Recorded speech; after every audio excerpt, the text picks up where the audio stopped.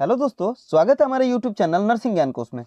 मेरा नाम है चंदन और आप देख रहे हैं जीएनएम सेकेंड ईयर वालों के लिए इंपॉर्टेंट एमसीक्यू टाइप के क्वेश्चंस के सीरीज का, जिसमें आज हम लोग मेडिकल सर्जिकल नर्सिंग 1 से कुछ क्वेश्चंस को देखेंगे। ठीक है, आशा करते हैं वीडियो पसंद आएगा। अगर वीडियो पसंद आता है तो हमारे चैनल को जरूर सब्सक्राइब कीजिए, साथ ही इसे दोस्तों में भी जरूर शेयर कीजिए। ठीक है, बढ़ते हैं क्वेश्चंस की तरफ। आज का पहला क्वेश्चन है, जिगर की वृद्धि के रूप में जाना जाता है। जो लीवर होता है उसमें अगर वृद्धि करता है तो उसको हम लोग किस नाम से जानते हैं। ठीक है, जो जिगर होता है अगर उसमें ग्रो होता है तो उसे हम लोग किस नाम से जानते हैं। तो इसका राइट आंसर है हेपेटोमेगेली। इसका राइट आंसर है हेपेटोमेगेली। जब जिगर में यानी लीवर में अगर वृद्धि होता है तो उसे हम लोग हेपेटोमेगेली के नाम से जानते हैं। तो इसका राइट आंसर है बी, हेपेटोमेगेली। अगला क्वेश्चन है, मस्तिष्क के सूजन के रूप में जाना जाता है। जो मस्तिष्क का सूजन होता है उसे हम लोग किस नाम से जानते हैं। ऑप्शन है मेनिंजाइटिस, तो इसे मेनिंजिस में अगर बढ़ोतरी होता है तो उसे हम लोग मेनिंजिस के नाम से या मेनिंजाइटिस बोलते हैं। दूसरा है इंसेफेलाइटिस, तो इसका राइट आंसर है इंसेफेलाइटिस। मस्तिष्क में ही सूजन को इंसेफेलाइटिस बोला जाता है। अगला है गिलोमा और अगला है न्यूरोटिस। ठीक है, तो इसका राइट आंसर है इंसेफेलाइटिस। मस्तिष्क में सूजन को इंसेफेलाइटिस के नाम से जानते हैं। अगला क्वेश्चन है, आरएल यानी रिंगर लैक्टेट एक डैश है, यानी रिंगर लैक्टेट जो होता है वो कौन सा सॉल्यूशन होता है। ऑप्शन है hypertonic solution, hypotonic solution, isotonic solution और इलेक्ट्रोलाइट सॉल्यूशन। तो इसका राइट आंसर है आइसोटोनिक सॉल्यूशन। जो आरएल दिया जाता है सलाइन के दौरान, सलाइन से, तो वो होता है आइसोटोनिक ग्रुप का। ठीक है, तो इसका राइट आंसर है आइसोटोनिक सॉल्यूशन। आरएल जो होता है वह आइसोटोनिक सॉल्यूशन होता है। अगला क्वेश्चन है, नॉर्मल सलाइन जो एनएस होता है वो कौन सा सॉल्यूशन होता है। अभी हम लोगों ने आरएल को देखा तो वो आइसोटोनिक सॉल्यूशन होता है। अगला है एनएस यानी नॉर्मल सलाइन, वो कौन सा सॉल्यूशन या विलयन होता है। ठीक है, ऑप्शन है समपराशरी विलयन यानी आइसोटोनिक, तो आइसोटोनिक जो होता है वो आरएल होता है। दूसरा है हाइपोटोनिक सॉल्यूशन, अगला है हाइपोटोनिक सॉल्यूशन और अगला है इनमें से कोई नहीं। तो इसका राइट आंसर है हाइपोटोनिक सॉल्यूशन। जो एनएस होता है वो हाइपोटोनिक सॉल्यूशन में आता है। इसमें इलेक्ट्रोलाइट बहुत कम होते हैं।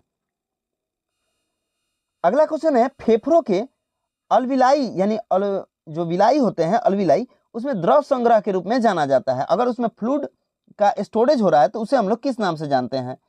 तो पहला है न्यूमोनिया, दूसरा है ब्रोंकी न्यूमोनिया, अगला है पल्मोनरी एडिमा और अगला है एट्रिकेटाइसिस। तो इसे हम लोग पल्मोनरी एडिमा के नाम से जानते हैं। फेफड़ा में अगर किसी भी प्रकार का फ्लूइड जमा हो रहा है, स्टोर हो रहा है, तो उसे हम लोग पल्मोनरी एडिमा के नाम से जानते हैं। अगला क्वेश्चन है, नाइट्रोग्लिसरीन को प्रबंधन में इस्तेमाल किया जाता है। जब नाइट्रोग्लिसरीन का स्टोरेज किया जाता है उसमें हम लोग किस चीज का उपयोग करते हैं। तो पहला है आरएचडी, दूसरा है स्ट्रोक, तीसरा है जीईआरडी और चौथा है एंजाइना। ठीक है, तो इसे हम लोग एंजाइना के रूप में जानते हैं, जो नाइट्रोग्लिसरीन के प्रबंधन में इस्तेमाल होता है। इसका राइट आंसर है ऑप्शन नंबर डी, एंजाइना। अगला क्वेश्चन है, बौनापन के कारण किस चीज की कमी होती है। जो बौनापन का कारण होता है उसमें किस चीज का कमी होता है या किस हार्मोन की कमी के कारण बौनापन यानी ड्वार्फिज्म होता है। ऑप्शन है सेक्स हार्मोन, अगला है पिट्यूटरी हार्मोन, अगला है पैराथायराइड हार्मोन और इनमें से कोई नहीं। तो इसका राइट आंसर है पैराथायराइड हार्मोन। जो ग्रोथ हार्मोन होता है यानी पैराथायराइड हार्मोन होते हैं, उसी के कमी के कारण बौनापन होता है यानी ड्वार्फिज्म होता है, अर्थात व्यक्ति का शरीर छोटा रह जाता है या उसका आकार नहीं बढ़ पाता है। आगे बढ़ते हैं। अगला क्वेश्चन है, अपेंडिसाइटिस में कौन सा लक्षण दिखता है। जो अपेंडिक्स में इन्फ्लामेशन होता है उसे हम लोग अपेंडिसाइटिस के नाम से जानते हैं। उसमें कौन सा लक्षण दिखता है। पहला है होमेन के लक्षण, अगला है कर्निंग के लक्षण, अगला है मैकबर्नी के लक्षण और अगला है बेबिन स्काइस के लक्षण। तो इसका राइट आंसर है मैकबर्नी के लक्षण। अपेंडिसाइटिस में मैकबर्नी का लक्षण दिखाई देता है और इसमें एक स्पेशल तरह के ऑपरेशन में इंस्ट्रूमेंट का यूज किया जाता है जिसे मैकबर्नी इंस्ट्रूमेंट बोलते हैं। ठीक है, अपेंडिसाइटिस में मैकबर्नी का यूज होता है या मैकबर्नी का लक्षण दिखाई देते हैं। अगला क्वेश्चन है, उच्च रक्तचाप में रक्त दाब होता है यानी हाई ब्लड प्रेशर में कितना ब्लड प्रेशर होता है।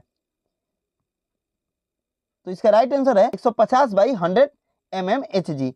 यानी अगर ब्लड प्रेशर हाई रहे तो उस समय जो ब्लड प्रेशर का माप है वो 150/100 mmHg के आसपास रहता है, और नॉर्मल में 120/80 के आसपास रहता है। ठीक है, अगला क्वेश्चन है, अपने वातावरण में पुराने वयस्कों के साथ यानी ओल्ड एडल्ट के साथ संयुक्त अध्ययन के रूप में जाना जाता है। अगर नॉर्मल वातावरण में पुराने एडल्टों यानी ओल्ड एडल्ट के साथ संयुक्त यानी कॉम्बिनेशन के रूप में अगर स्टडीज करें, उसे हम लोग किस नाम से जानते हैं? तो उसे हम लोग जेरेंटोलॉजी के नाम से जानते हैं। इसे हम लोग जेरेंटोलॉजी बोलते हैं। ठीक है, अगर एडल्ट के साथ संयुक्त रूप से अध्ययन किया जाए उसे हम लोग जेरेंटोलॉजी बोलते हैं। अगला क्वेश्चन है, फूसामाइड एक है, फूसामाइड क्या चीज है? फूसामाइड जो होता है वो क्या होता है? तो ये डाययूरेटिक होता है। फूसामाइड जो है एक डाययूरेटिक ड्रग है। ठीक है, अगला क्वेश्चन है, एक रेडियोओपिक पदार्थ का उदाहरण है। ठीक है, जो रेडियोओपिक पदार्थ होते हैं उसमें एक कौन सा उदाहरण है? ऑप्शन है बेरियम, प्रोटीन, विटामिन और फैट। तो इसका राइट आंसर है बेरियम। बेरियम जो होता है वो रेडियोग्राफी में यूज भी किया जाता है और ये रेडियोओपिक पदार्थ भी होता है। अगला क्वेश्चन है, मैंटॉक्स परीक्षण, मैंटॉक्स टेस्ट जब करते हैं तो वो किस चीज के लिए पता लगाने के लिए करते हैं? तो वो ट्यूबरक्लोसिस के पता लगाने के लिए मैंटॉक्स टेस्ट किया जाता है। तो इसका राइट आंसर है बी। मैंटॉक्स टेस्ट जो है वो टीबी यानी ट्यूबरक्लोसिस के रोग के लिए टेस्ट में करते हैं। अगला क्वेश्चन है, ऑप्टिक तंत्रिका कपाल तंत्रिका है। ऑप्टिक जो तंत्रिका होती है वो कितनी नंबर की कपाल तंत्रिका होती है? तो इसका राइट आंसर है 12th। ऑप्टिक जो नर्व होता है वो 12th नंबर की कपाल तंत्रिका होती है। अगला क्वेश्चन है, लेरिंजाइटिस डैश की सूजन है। जो लेरिंजाइटिस होता है वो किस चीज का सूजन होता है? तो ये लेरिंग्स का सूजन होता है। ठीक है, जो लेरिंजाइटिस होती है वो लेरिंग्स में सूजन को बोलते हैं, इन्फ्लामेशन को बोलते हैं। अगला क्वेश्चन है, डैश के परीक्षण में स्नेलेंस चार्ट प्रयोग किया जाता है। जो स्नेलेंस चार्ट होता है वो किसके परीक्षण में उपयोग किया जाता है? तो इसका राइट आंसर है आंख। आंख के जांच में स्नेलेंस चार्ट का उपयोग किया जाता है, जिसमें कुछ वर्ड सामने या कुछ अक्षर या कुछ भाषा लिखी रहती है, उसी को पढ़ के मरीज सुनाता है या बोलता है। ठीक है, अगला क्वेश्चन है, फेफड़े का संकुचन यानी कोलैप्स जब होता है लंग्स का, उसे हम लोग किस नाम से जानते हैं? तो उसे हम लोग एटालेक्टिस के नाम से जानते हैं। जो फेफड़ा में संकुचन होता है उसे हम लोग एटालेक्टिस के नाम से जानते हैं। अगला क्वेश्चन है, औषधि जो मूत्र के प्रभाव को कम करती है उसे हम लोग किस नाम से जानते हैं? जो मूत्र होता है उसके उत्सर्जन बोलें या उसका प्रभाव बोलें, उसको कम करता है, वो कौन सा दवा होता है? तो डाययूरेटिक जो दवा होती है, जो अभी हम लोग कुछ देर पहले पढ़े, जो फूसामाइड होता है वो डाययूरेटिक दवा होता है जो मूत्र के प्रभाव को बढ़ाता है, यानी ज्यादा मात्रा में मूत्र उत्सर्जित करता है।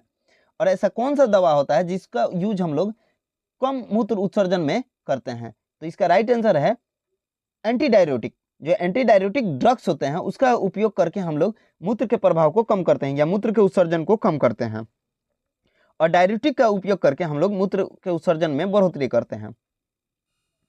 अगला क्वेश्चन है, बेल्स पाल्सी डैश की खराबी होती है। जो बेल्स पाल्सी होता है एक प्रकार का रोग होता है, वो किस चीज की खराबी को बोलते हैं हम लोग? ठीक है, तो बेल्स पाल्सी चेहरे पे दिखाई देता है। ठीक है, जो चेहरे पे पाल्सी मारता है यानी लकवा मारता है, उसी को हम लोग बेल्स पाल्सी बोलते हैं। ठीक है, तो ये फेशियल नर्व का एक खराबी होता है। बेल्स पाल्सी फेशियल नर्व की खराबी को बोलते हैं। अगला क्वेश्चन है, नाइट्रस ऑक्साइड का सिलेंडर डैश कलर का होता है। जो नाइट्रस सिलेंडर का कलर होता है वो किस कलर का होता है? ठीक है, जिसमें नाइट्रस ऑक्साइड भरा रहता है। वैसा सिलेंडर जिसमें नाइट्रस ऑक्साइड भरा रहता है उसका कलर किस कलर का होता है? तो इसका राइट आंसर है ब्लू। ब्लू कलर का जो सिलेंडर होता है वो नाइट्रस ऑक्साइड का रहता है। आशा करते हैं वीडियो पसंद आया होगा। अगर वीडियो पसंद आया है तो हमारे चैनल को जरूर सब्सक्राइब कीजिए, साथ ही वीडियो को लाइक तथा शेयर भी जरूर कीजिए। अगर आप इस वीडियो से संबंधित वीडियो को देखना चाहते हैं तो हमारे डिस्क्रिप्शन बॉक्स में एक लिंक मौजूद है, उस पर आप टैप करके वीडियो को देख सकते हैं। आज के लिए बस इतना ही, मिलते हैं नेक्स्ट वीडियो में, तब तक के लिए धन्यवाद।